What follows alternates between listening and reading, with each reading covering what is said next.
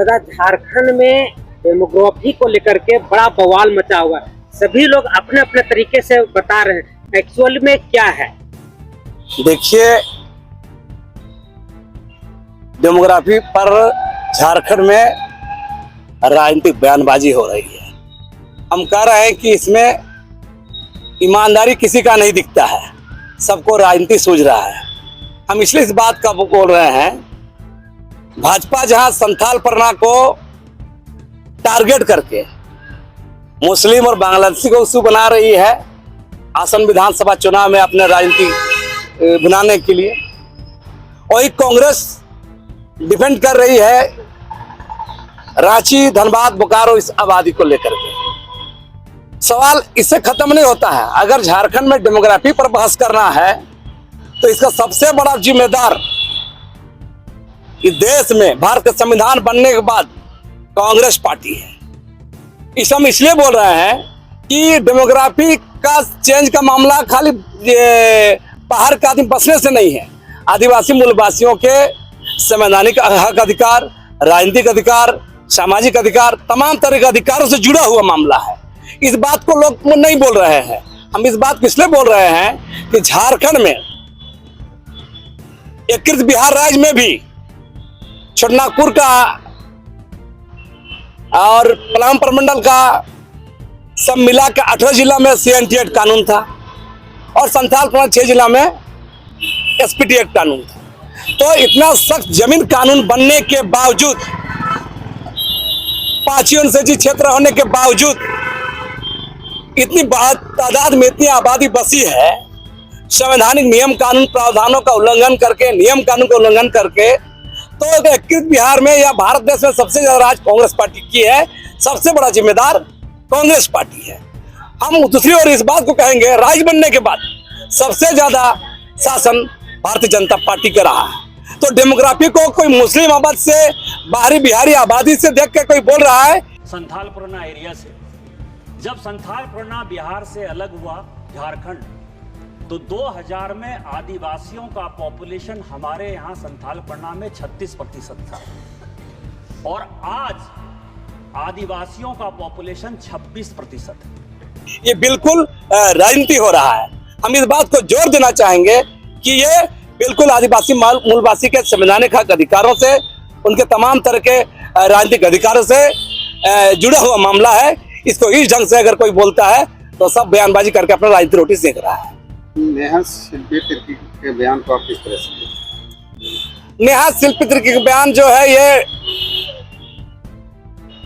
सत्ता पक्ष को डिफेंड करने का बयान है। अगर ईमानदारी अगर रहती तो आपको समग्र रूप से इसका मूल्यांकन करना होगा।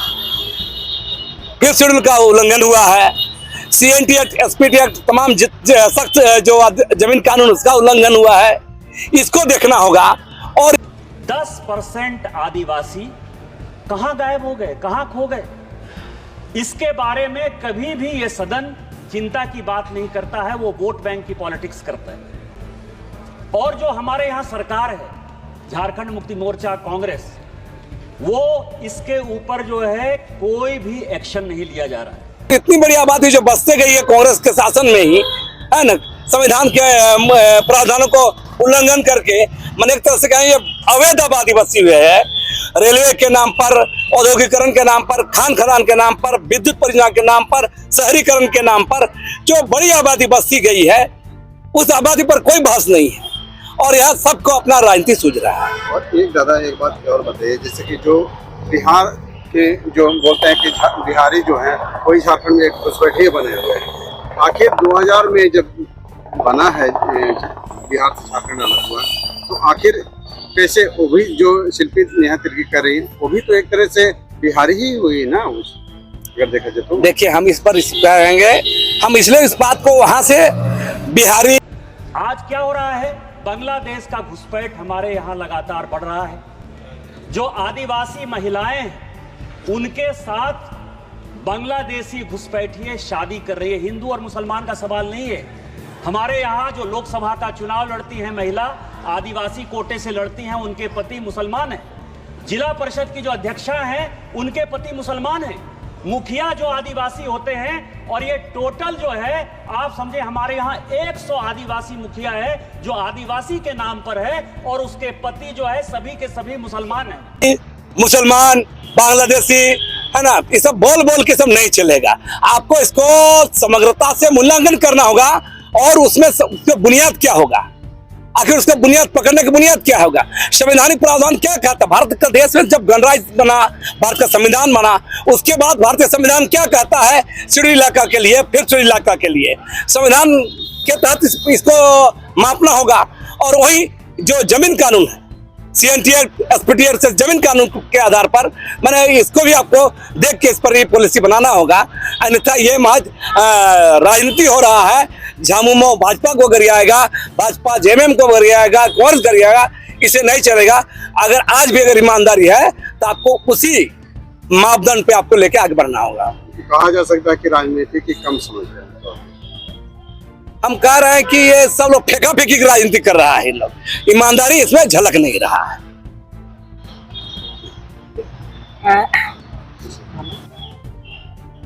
सभी राजनीतिक पार्टियां डेमोग्राफी को लेकर के अलग अलग अपना बयानबाजी कर रहे हैं, लेकिन सरकार को क्या कदम उठाना चाहिए या सरकार को किस नजरिए से देखना चाहिए? हम बार बार कह रहे हैं, सरकार ही नहीं, विधानसभा के अंदर सत्ता पक्ष और विपक्ष दोनों को ही इस पर देखना होगा कि संवैधानिक मूल्यों का उल्लंघन कहाँ हुआ है, संवैधानिक प्रावधानों का दरकिनार करके कैसे बसा है, प्राचीन सूची का कैसे उल्लंघन हुआ है, जमीन कानून का कैसे उल्लंघन हुआ है, और आज की परिस्थिति में उस पर क्या हो सकता है, इस पर सरकार को समुचित ध्यान देना चाहिए और इस पर सकारात्मक बात कराकर उस पर एक पॉलिसी बनाना चाहिए।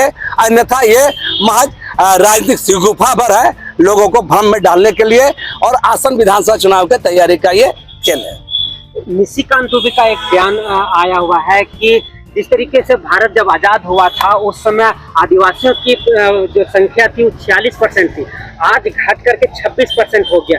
ये भी डेमोग्राफी चेंज होने का एक महत्वपूर्ण कड़ी मानी जाती है, कैसे देखते हैं? हम बोल रहे हैं, दरअसल होता है आदिवासियों में, और ये झारखंड हाईकोर्ट का अभी 22 जुलाई का ऑर्डर है जो ये कह रहा है कि मुसलमानों की आबादी दिन प्रतिदिन बढ़ रही है।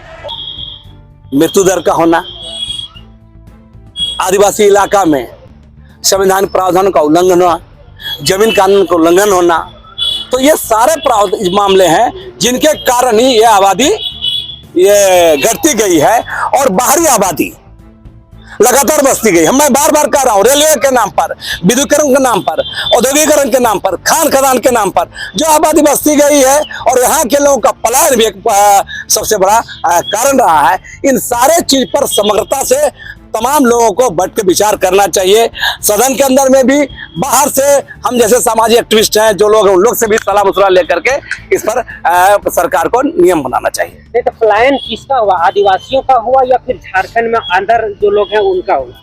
देखिए, पलायन का अगर देखिएगा तो सबसे ज्यादा पलायन आदिवासियों का हुआ है, और विस्थापन पलायन ये बड़ा एक कारण है। तो विस्थापन तो एक अलग है कि झारखंड में यहाँ से वहाँ गए, लेकिन पलायन जो है वो बहुत बड़ी मुद्दा है। दूसरे राज्य में जाते वापस आते हैं, यहाँ वृद्धि दर जो है जिसके चलते लेकर के डेमोग्राफी चेंज हुई। यहाँ दोहरा मार हो रहा है। एक तरह जो ये झारखंडी आबादी थी, आदिवासी आबादी, विस्थापन से तमाम विकास परियोजनाओं के कारण यहाँ की आबादी विस्थापित होती गई और काम के चलते पलायन कर गए, और बाहरी आबादी यहाँ के तमाम जगह पर आके बैठ गए, जिसके कारण आदिवासी आबादी घटी है।